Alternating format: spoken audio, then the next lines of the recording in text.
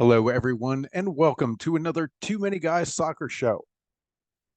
Today, we're going to preview the final weekend of League One and League Two, which are set to conclude on Saturday.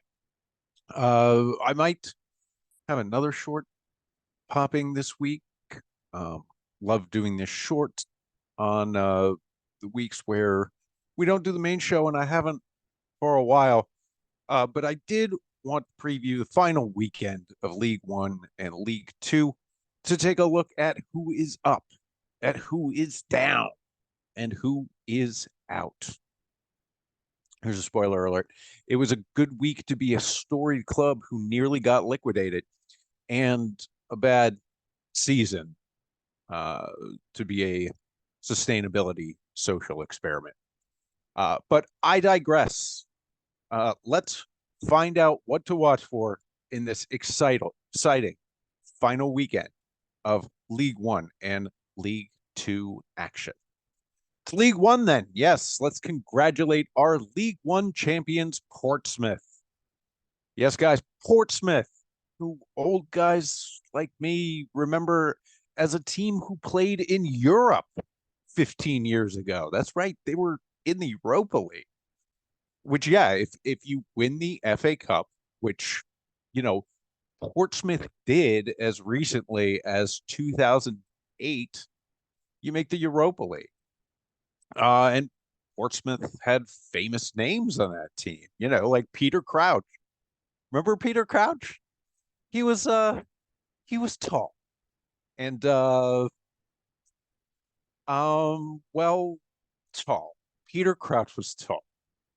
Yes. Uh anyway, after 2008, they win the FA Cup. 2009, they're in the Europa League. 2010, they simultaneously went into administration and lost to Chelsea in the FA Cup final. It was something of a swan song with point deductions. They were relegated. But seriously, being that they were nearly 200 million pounds in debt, um, they were almost certainly going to be liquidated. But some strings were pulled, some debtors forgave some things, and they didn't go away, but there was more administration. And then there was Russian gangsters at some point, and yada yada. They fell all the way to League Two. But our ground sides, they don't go away. And so for the first time since 2012, Portsmouth, two-time league winning Portsmouth. That's right, the big league, the top league, two-time league winning Portsmouth. You are back in the championship. Congratulations. Uh, like I like I said, it's a great time to be a grand old side. So let's get to the promotion drama here. Derby County, who are two-time league winners, same as Portsmouth, also face some trouble. Sit second in League One. And just 1 point in their final match on Saturday will see them through. Their nearest competitors are Bolton Wanderers. Bolton Wanderers are themselves four-time FA Cup champions. Great, great days in League One for Grand Old Side. They'll be taking on Peterborough, who sit just below them in fourth. The task for Bolton is Herculean compared to that of Derby. To jump up, they'd have to beat a fellow playoff side.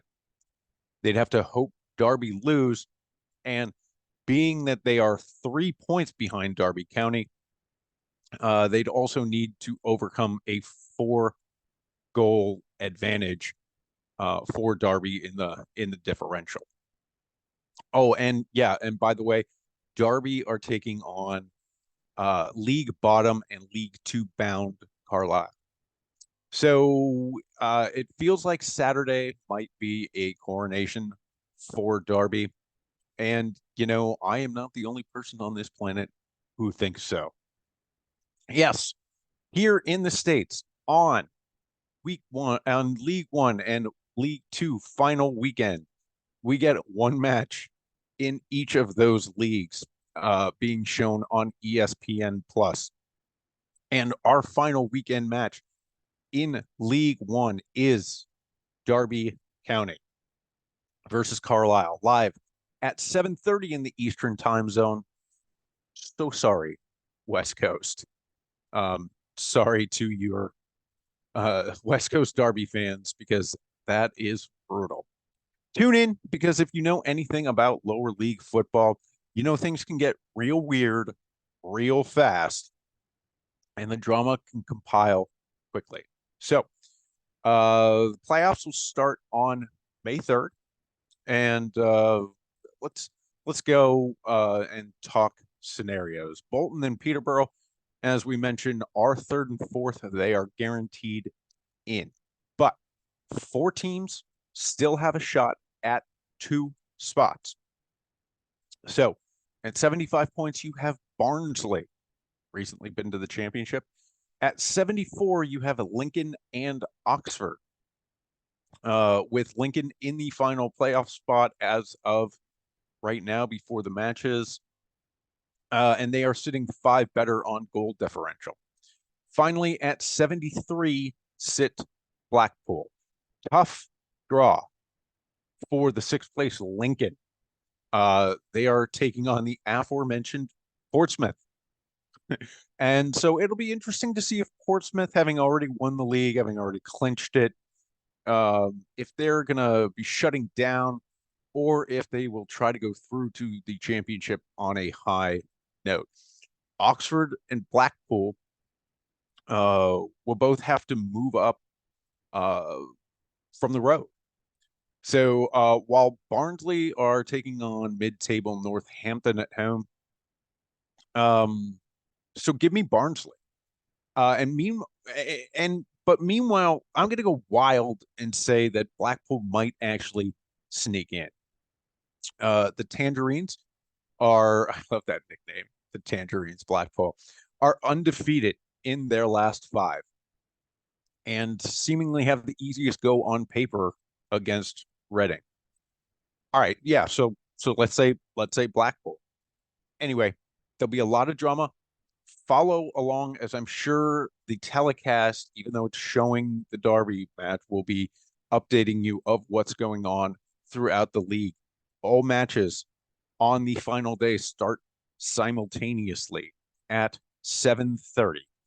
Again, sorry, West Coast.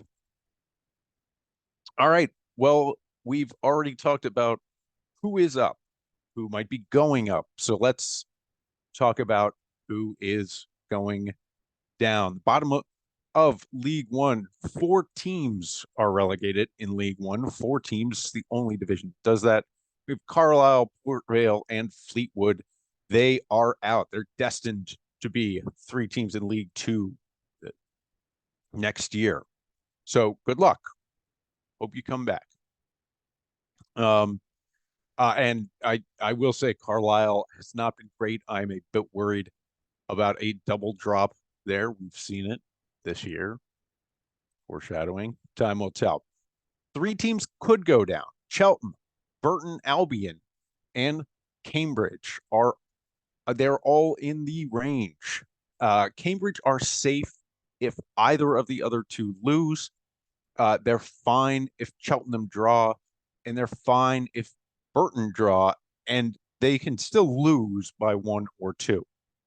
In other words, you want to be Cheltenham, especially because they are playing already relegated Port Vale. Burton are also playing a relegated side in Fleetwood. Interesting how that just happened.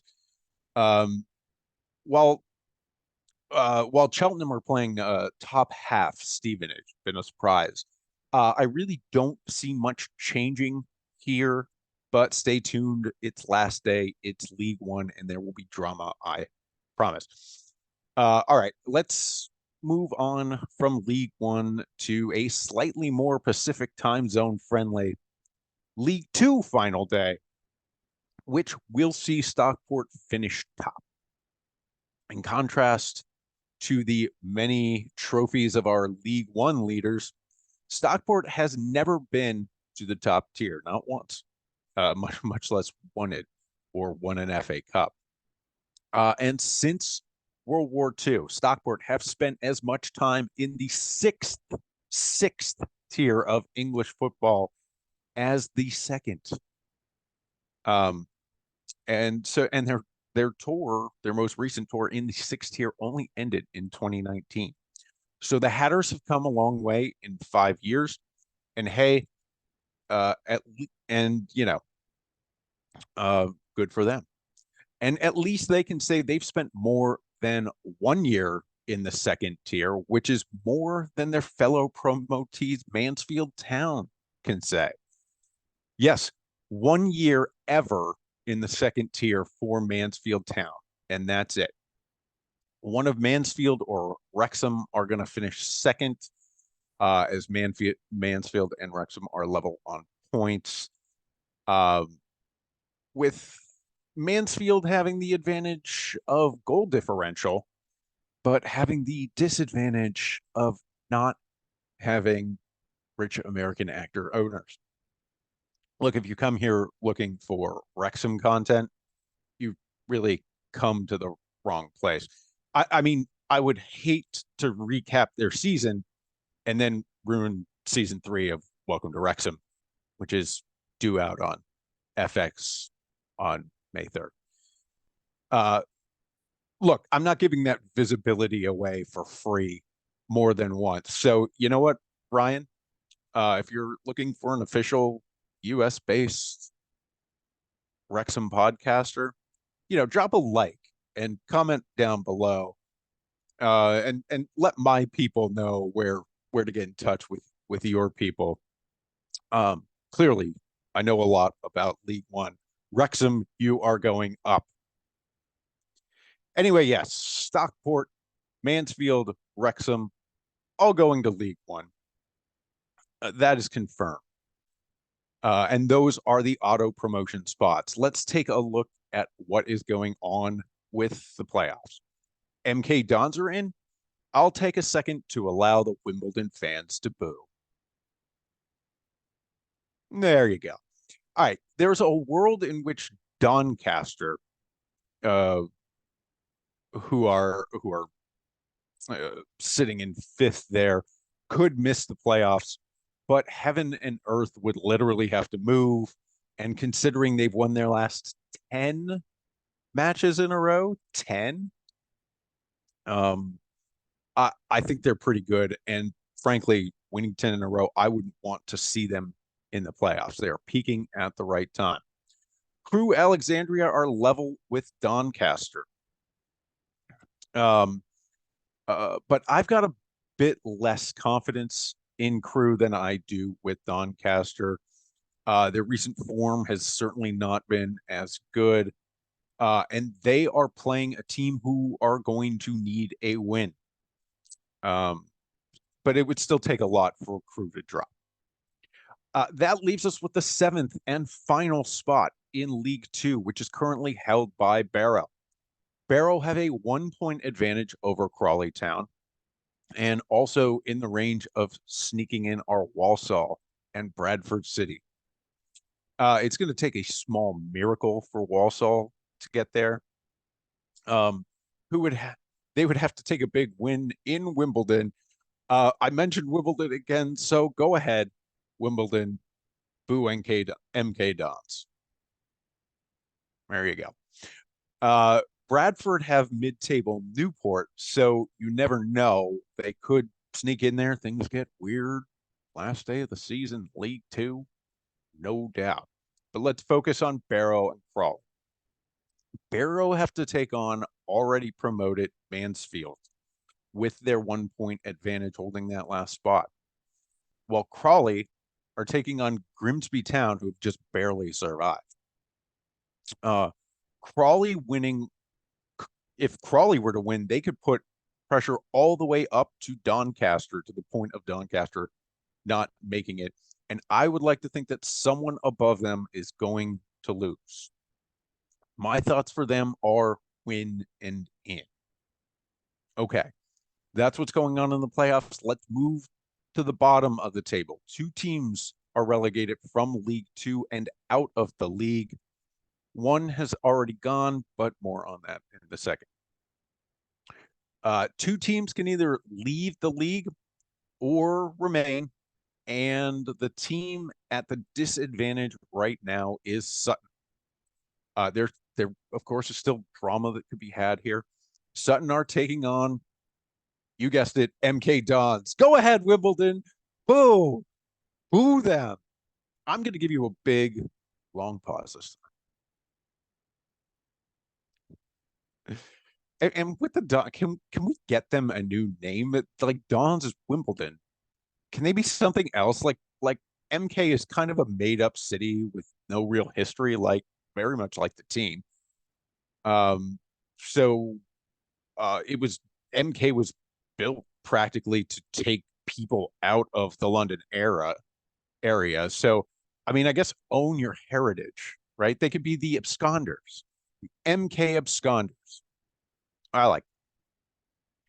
Anyway, Milton Keynes, as I mentioned, are already in the playoffs. They're stuck there. They can't get an automatic promotion, so they don't really have that much to play for.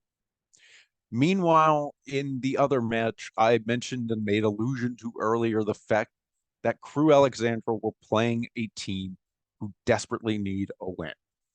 And I guess they technically only need a draw, but Colchester sit precariously close to leaving the league. They are facing a team currently sitting in a playoff spot. And that match has everything to play for. And of course, our overlords at whoever feeds ESPN the pictures recognize that, because our only League Two matchup that will grace screens on ESPN Plus on this final weekend is the Crew Alexandra Colchester matchup.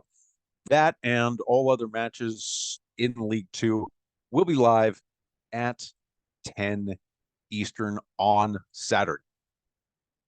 Okay. Finally, and I hope you'll forgive me if I editorialize a little bit on the program, but I just wanted to lament the rise and fall of Forest Green FC. Forest Green, of course, are the team that have already been relegated out of the league. Um, and they've been something like a mascot on this program. I've given a lot of updates about them through the years. As long as I've spoken about lower league football on this program, we've commented on what a novelty they are. And on the program, we're always very quick to mention the vegan program, whether it's actually a real thing, that they expect their players to follow. But deeper down on all that, Forest Green were the first football club on earth to be recognized as entirely carbon neutral, and for that I will give them credit. Their commitment to a broader goal of sustainability was probably always a hindrance to them on their ability to become a large side to maybe march to the premiership. But when this club, who had never reached the league before, did so, they did so in their own way. And when they went from non-league forever to League Two and then up to League One, they held, as far as I know or anyone knows, their beliefs true. And as they return to a non-league side, and their fans should be well familiar with that brand of football. But I hope they continue their principles, because you know what? They worked. And listen, a really rich guy came in and took them from nothing to something. And if you're a supporter if you've been a supporter of this side forever, and you had this glimpse of glory that got your heart racing, got you screaming on a Saturday, And you'd rather give up the morals of your ownership who brought you to where you were just to get to higher glory. I would say don't. The morals brought the money that bought the players that got Little Forest Green out of non-league football. And those players who, you know, did their vegan thing got you higher than you ever have gone before. So when someone looks up Forest Green, they will see accomplishments. First carbon neutral club, first vegan club, League One club.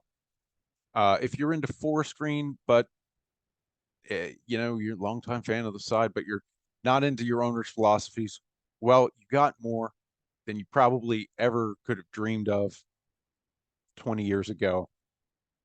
Um, but if you're hardcore into the causes, um, but not not losing. Well, a team came from nowhere based on those principles, and they reached probably the heights of what they could. So, you know, everyone won with Forest Green.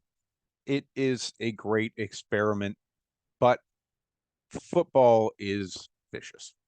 And just this weekend, ask the loser of the Sutton Colchester battle. One of them is joining you out of the league. But I just want to say to Forest Green, you achieve, I respect.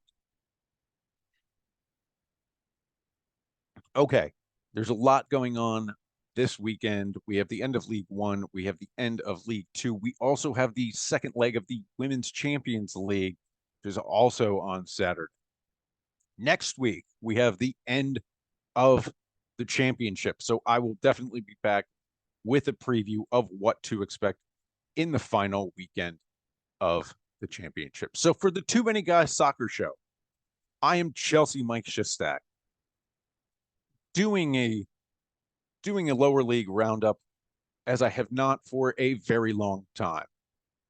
So, again, for the Too Many Guys Soccer Show, Chelsea Mike, we did all right this week. We'll try to do better next time.